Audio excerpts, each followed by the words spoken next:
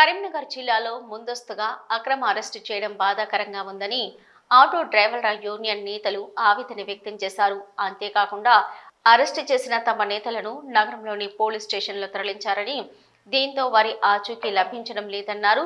Auto కార్మిక సంక్షేమ సంఘం ప్రధాన కార్యదర్శి బండారి సంపత్ పటేల్ ఈ సందర్భంగా మాట్లాడుతూ, ఇలాంటి అక్రమ అరెస్టులకు ఆటో డ్రైవర్లు భయపడే ప్రసక్తి లేదని వారు హెచ్చరించారు. ఆటోలు నడుపుకొని జీవితాలు వెళ్లదీస్తున్న తమ జీవితాలపై ప్రభుత్వం ఉచిత బస్సు సౌకర్యం పథకం తమను రోడ్డున పడేసిందన్నారు. ఉచిత బస్సు పథకంతో ఉపాధి కోల్పోయిన ఆటో డ్రైవర్లకు భద్రత కల్పించేంత వరకు పోరాడతామన్నారు.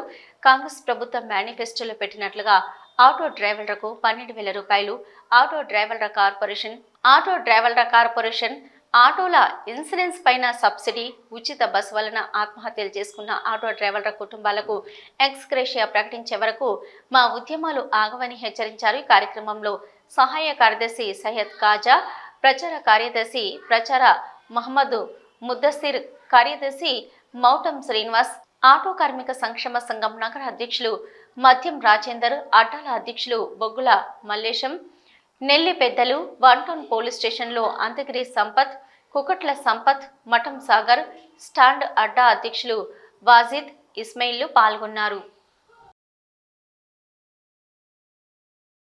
హైదరాబాద్లో మరి కాంగ్రెస్ ప్రభుత్వాన్ని కళ్ళు తెరిచే విధంగా అసెంబ్లీ ముట్టడి కార్యక్రమం నిర్వహించడం జరుగుతూ ఉంది. మరి అందులో భాగంగా కరీంనగర్ జిల్లాలో ముందస్తుగా ఆటో డ్రైవర్లను, ఆటో యూనియన్ నాయకులను అరెస్టు చేయడం జరిగింది. మరి ఈ అరెస్టులకు భయపడే ప్రసక్తి లేదు. మరి మా ఆటో డ్రైవర్ల సమస్యలు పరిష్కరించేదాకా మా పోరాటం ఆగదు. ఇలాంటి అరెస్టులకు మేము భయపడి వెనకడుగు వేసే ప్రసక్తి లేదు. ఇప్పటికైనా కాంగ్రెస్ ప్రభుత్వం ఇలా ఆటో డ్రైవర్లకు భయపడి ఈ రకంగా అరెస్టులు చేయిస్తూ ముందుకెళ్తున్న సందర్భంలో ఇప్పటికైనా కాంగ్రెస్ ప్రభుత్వం, ఈ రేవంత్ రెడ్డి ప్రభుత్వం, ఈ రాష్ట్ర రవాణా శాఖ మంత్రి పొన్నం ప్రభాకర్ గారు కళ్ళు తెరిచి ఇప్పటికైనా ఆటో డ్రైవర్ల సమస్యలను పరిష్కరించాలని చెప్పేసి ఈ సందర్భంగా మేము డిమాండ్ చేస్తూ ఉన్నాం. ఇలా రాష్ట్ర ప్రభుత్వం ఏర్పడిన వెంటనే మహాలక్ష్మి పథకం తీసుకొచ్చి ఆటో డ్రైవర్లకు జరుగుతున్న నష్టం మీద మీరు చర్చించకుండా, గతంలో మేము చేసినటువంటి బంధు పిలుపుకు మీరు విరమించుకోండి, మేము చర్చలు జరుపుతామని చెప్పేసి మాట ఇచ్చి ఇప్పటి వరకు కూడా చర్చలకు పిలవకుండా, చర్చలు జరపకుండా ఆటో డ్రైవర్లను అరెస్టు చేయడము, బంధించడము, అక్రమ అరెస్టులతో మా ఉద్యమాన్ని మీరు ఆపలేరు. ఈ అరెస్టులు చేసే బదులు మీరు మా యొక్క నాయకులతో చర్చలు జరిపి మా సమస్య పరిష్కారం కొరకు ఆలోచించినట్లయితే బాగుంటుంది.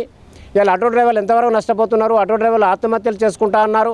ఈ ఆత్మహత్యలు మీకు కనబడడం లేదా? ఆటో డ్రైవర్ల నష్టం మీకు కనబడడం లేదా? చూడండి, ఈ రోజు ఉన్నటువంటి రవాణా శాఖ మంత్రి గారు గతంలో కరీంనగర్ ఆటో కార్మిక సంక్షేమ సంఘానికి గౌరవాధ్యక్షులుగా వ్యవహరించారు. ఆ సందర్భంలో ఆటో డ్రైవర్ల జీవన స్థితిగతులపై, వారి యొక్క బతుకులపై పూర్తి అవగాహన కలిగినటువంటి మంత్రివర్యులు మీరు ఈరోజు బస్సులు బస్టాండ్ నుంచే నడుస్తున్నాయి అంటున్నారు.